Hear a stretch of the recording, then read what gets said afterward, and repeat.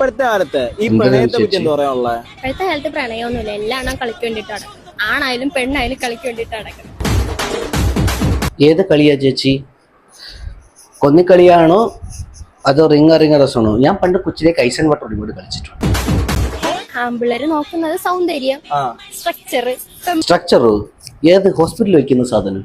എനിക്ക് അറിയാൻ വയ്യാത്തോണ്ട് ചോദിക്കുക. എന്ത് സ്ട്രക്ചറാ ചേച്ചി ആണുങ്ങൾ നോക്കുന്ന കണ്ടേ? പിള്ളേരാണെങ്കിൽ ഒന്നെങ്കിൽ ആമ്പിള്ളേരോ ഒന്നെങ്കിൽ straw size. You mean straw? Juice കൂച്ചുന്ന സ്ട്രോ?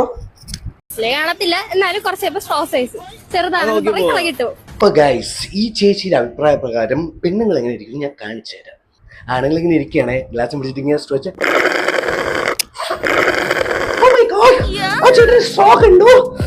Plastic straw. ഇനി ഒരെണ്ണം ഇരുത്തി വലിച്ചേ.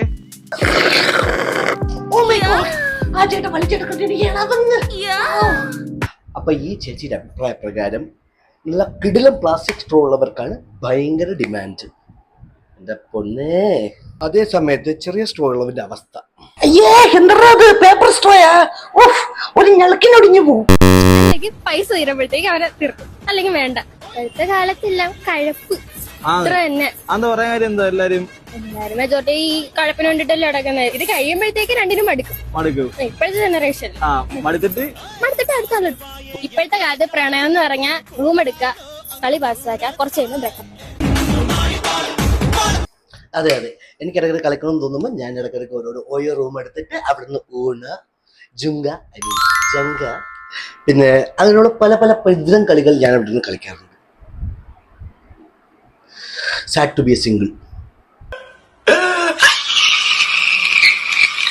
അപ്പൊ ശരി, എന്താ ചേച്ചി ഇത്രയും വിഷമിപ്പിക്കണ്ടായിരുന്നു. എന്നാലും വീഡിയോ കൊള്ളാം, നന്നായിട്ടുണ്ട്.